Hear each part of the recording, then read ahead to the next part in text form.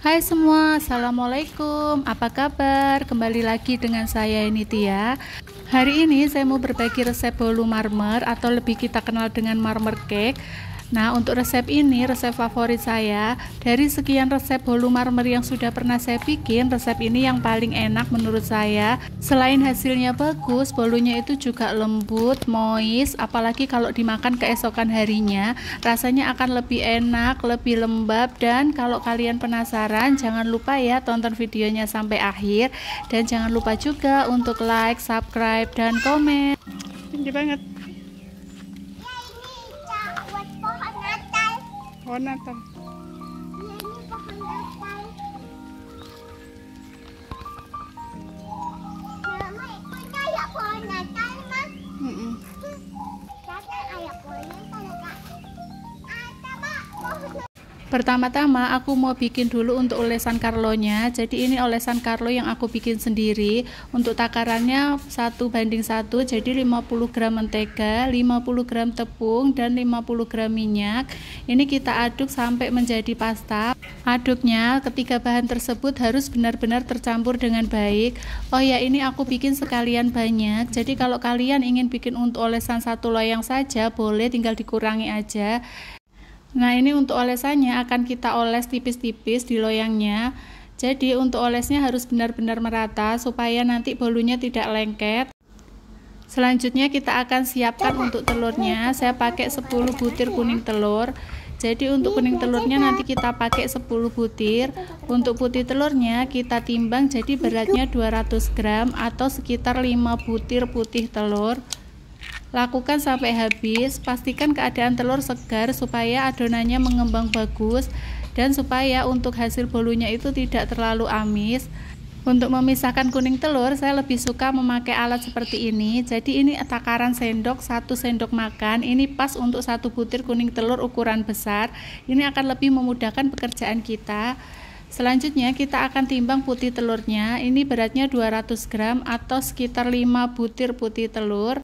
Akan saya simpan di dalam kulkas untuk sementara waktu. Selanjutnya kita akan mixer untuk margarinnya. Jadi ini kalian boleh pakai margarin ataupun mentega sesuai selera. Ini saya pakai margarin.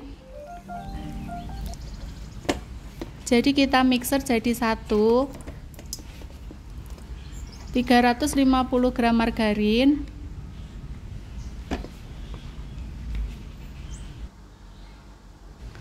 Kemudian kita tambahkan gula halus. Ini untuk gula halusnya, kalau misalkan masih bergerindil harus disaring. Ini saya pakai 180 gram gula halus. Tambahkan pasta vanila. Mixer dengan kecepatan tinggi sampai putih, pucat, dan mengembang. Harus diperhatikan pada tahap ini jangan sampai overmix. Jika mixer mentega ini overmix, nanti untuk pencampuran telur dan mentega akan lebih susah. Ini harus benar-benar pas. Bisa diperhatikan di video untuk konsistensi adonannya. Nah, selagi menunggu, kita saring dulu untuk tepung. Jadi setiap kali kita bikin cake ataupun bolu, usahakan untuk tepung dan gula halus selalu kita saring supaya hasilnya nanti benar-benar bagus. Ini sudah selesai, jadi teksturnya jadi seperti buttercream dan ini masih kental. Selanjutnya kita akan masukkan kuning telur. Kuning telur ini kita masukkan bertahap satu persatu. Untuk mixernya dengan kecepatan rendah, tapi tidak perlu terlalu lama, jadi cukup tercampur. Setelah tercampur nanti kita masukkan untuk kuning telur berikutnya. Lakukan ini sampai selesai.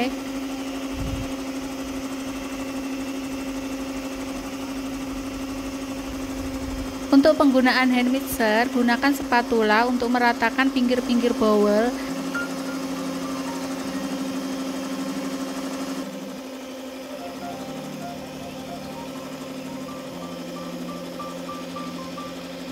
Setelah kuning telur rata, kita tambahkan susu kental manis. Mixer sebentar saja dengan speed rendah. Selanjutnya kita masukkan susu bubuk. Untuk susu bubuknya kita masukkan bertahap. Tetap dengan kecepatan rendah, jadi mixer asal rata saja.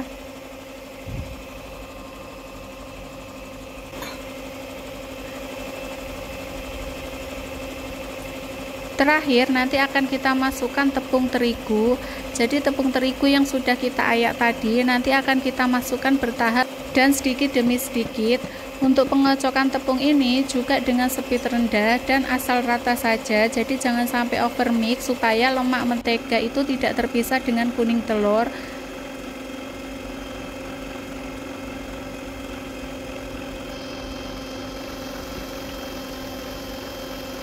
Jangan lupa untuk tetap ratakan pinggir-pinggir bowl dengan spatula.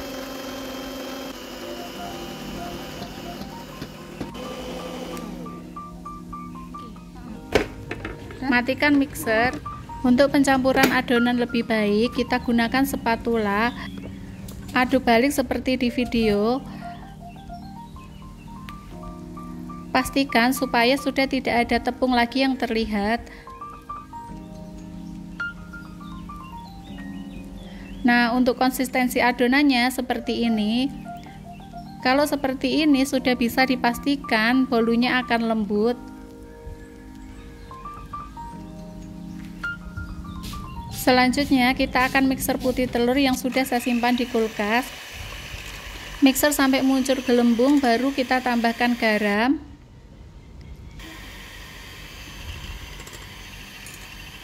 Selanjutnya kita tambahkan perasan air lemon. Terakhir kita akan tambahkan gula. Untuk penambahan gula ini kita lakukan bertahap. Saya tambahkan sampai 3 kali. Jika kalian menggunakan cream of tartar, itu untuk penambahannya pada awal kita memixer putih telur. Tapi jika kita menggunakan asid lainnya seperti jeruk nipis, cuka, ataupun air lemon, kita tambahkan setelah gelembung-gelembung putih telur muncul. Ini supaya untuk hasilnya bagus. Nah, saya mixer sampai tahap seperti ini. Kemudian akan kita campur dengan adonan kuning telur. Ini harus kita campur secara bertahap ya. Untuk memudahkan, gunakan whisker seperti ini. Jadi ini kita aduk aja pelan-pelan supaya untuk putih telurnya itu tidak turun. Ini jika pengocokan putih telur dan kuning telurnya itu sudah sesuai, hasilnya akan tetap kental dan untuk putih telur akan mudah tercampur dengan kuning telurnya. Dan kenapa saya simpan dulu di kulkas? Karena kalau putih telur dalam keadaan dingin, dia akan tidak mudah turun. Karena di resep ini tidak menggunakan SP. Untuk itu kenapa jika putih telur dalam keadaan dingin, dia akan mempertahankan konsistensi untuk putih telurnya karena kita tidak pakai emulsifier.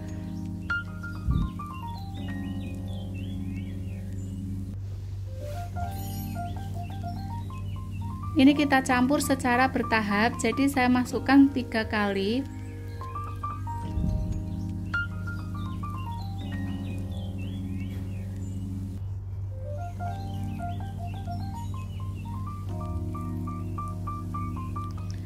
Terakhir akan kita aduk balik dengan spatula. Ini fungsinya untuk meratakan adonan-adonan putih telur yang masih ada di bawah. Jika masih ada adonan putih telur yang belum tercampur dengan baik, nanti bolu akan bantat. Perhatikan untuk adonan masih kental dan tentunya berjejak. Untuk adonan ini akan saya ambil 350 gram. Ini akan saya campur dengan coklat bubuk. Untuk coklat bubuknya saya pakai 1 sendok makan, langsung aja dicampur di adonan.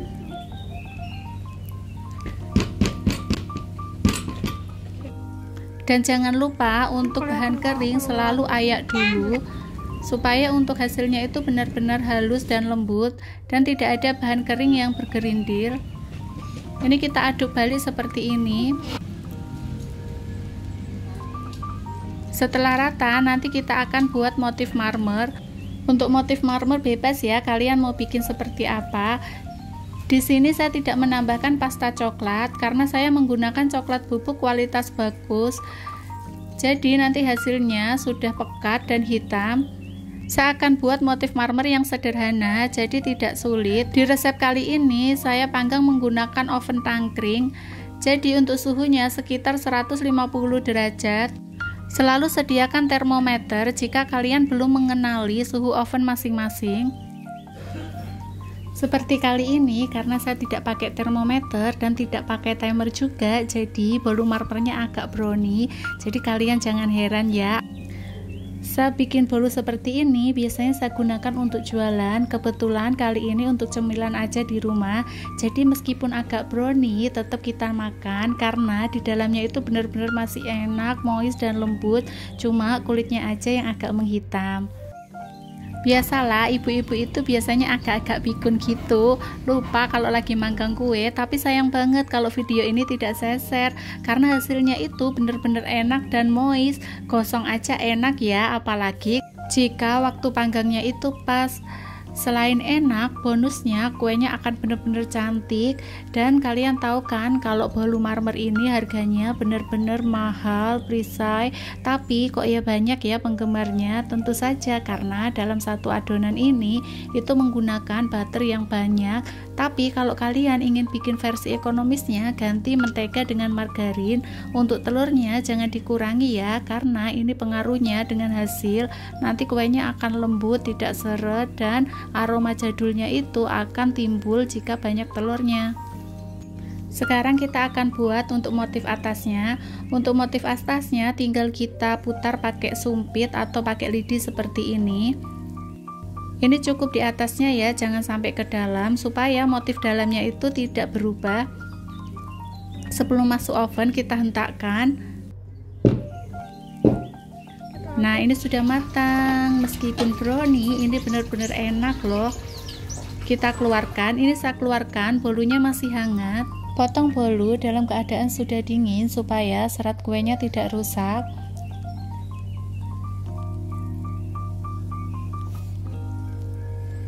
Nah, sekarang kita potong. Untuk motifnya cantik sekali kan? Jadi motif marmer ini sangat sederhana, jadi kalian tidak perlu khawatir karena ini tidak sulit sama sekali. Dan bolu marmer ini sangat moist, lembut, apalagi jika dimakan keesokan harinya. Saya sudah coba berbagai resep bolu marmer dan ternyata pemenangnya saya jatuh hati dengan resep ini. Untuk kalian segera repack ya, dan jangan lupa taruh ulasan kalian di komentar ya. Terima kasih sudah menonton video ini. Sampai ketemu di video berikutnya. Jangan lupa di subscribe dan nyalakan lonceng abu-abunya supaya tidak ketinggalan untuk video-video resep dari saya. Terima kasih.